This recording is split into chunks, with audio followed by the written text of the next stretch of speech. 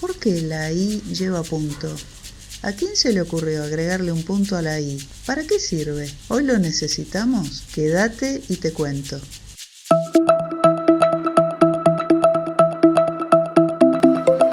Acá estamos muy comunicados. Hoy vamos a conocer el origen del puntito de la I. A diferencia de la rayita de la ñ, a la que se le llama tilde o virgulilla, el puntito de la I en castellano no tiene nombre, pobrecito. Es el puntito de la I, así, a secas. Para hablar de su nacimiento nos vamos a remontar a la segunda mitad de la Edad Media. En el siglo XII los libros eran escasos y saber leer y escribir era un privilegio reservado para muy pocos. Faltaba más de un siglo para que Gutenberg inventara la imprenta, por lo tanto los libros se escribían a mano. Los encargados de hacerlo eran los copistas, también llamados amanuenses, palabra derivada de escritura a mano. Por lo general eran monjes los que se dedicaban a esta tarea en los monasterios y lo hacían por encargo de reyes, nobles o del propio clero. Como dato de color, te cuento que parece que no todos los copistas sabían leer, o sea, algunos no sabían lo que estaban escribiendo. Su trabajo era imitar los signos gráficos tal cual los veían en los originales que tenían que copiar. Las páginas solían estar decoradas con ilustraciones y mayúsculas iniciales enormes.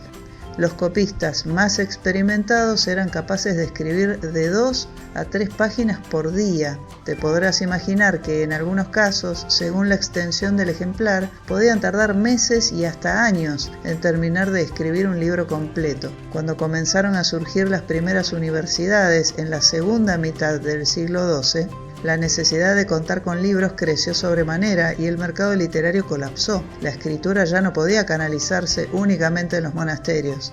Se crearon oficinas dependientes de los centros universitarios y por la creciente demanda, la escritura perdió ese sello artístico e individual que tenía. Se volvió mucho más rígida y con un estilo uniforme e impersonal típico de los productos realizados en serie. Por otra parte, para favorecer el negocio se buscaba economizar el papel, tratando de lograr que la mayor cantidad de texto entrara en el menor espacio posible. Esto implicaba contraer las letras, trazar ascendentes y descendentes más cortos y usar muchas abreviaturas. A todo esto se sumó un cambio técnico. La punta de la pluma que se utilizaba para escribir comenzó a cortarse de forma oblicua a la izquierda. Como consecuencia, los trazos verticales quedaban más gruesos y los oblicuos más finitos. Esto produjo un tipo de letra dura y muy angulosa conocida como escritura gótica. Con los años, la escritura gótica se fue perfeccionando y en el siglo XIII ya se había difundido por toda Europa. Como las palabras se escribían tan juntitas y los trazos eran tan gruesos,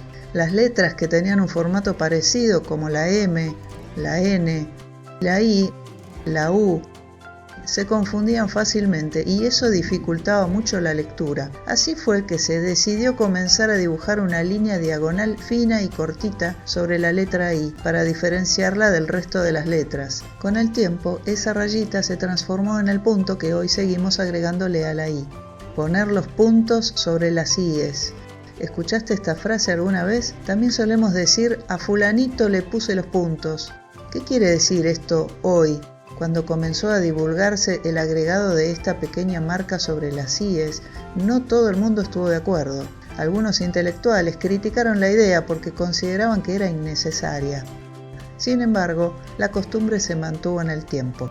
Hoy decimos ponerle los puntos a alguien o poner los puntos sobre las IES cuando decidimos aclarar determinadas cuestiones para garantizar que todo esté claro y transparente y evitar futuras complicaciones. ¿Es necesario hoy el puntito de la I? Todo depende del tipo de escritura. En el teclado la I mayúscula no tiene punto, la I minúscula sí lo tiene. ¿Y qué pasa cuando escribimos a mano?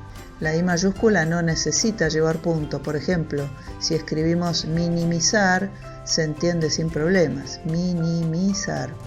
Si escribimos en minúscula imprenta, sería así. Minimizar. También se entiende. Pero en minúscula cursiva, ¿qué pasa si no los escribimos? Minimizar.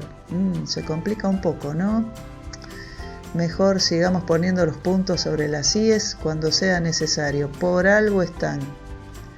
Si te gustó este video, te invito a que le des like y te suscribas al canal para que sigamos muy comunicados. Chau, hasta la próxima.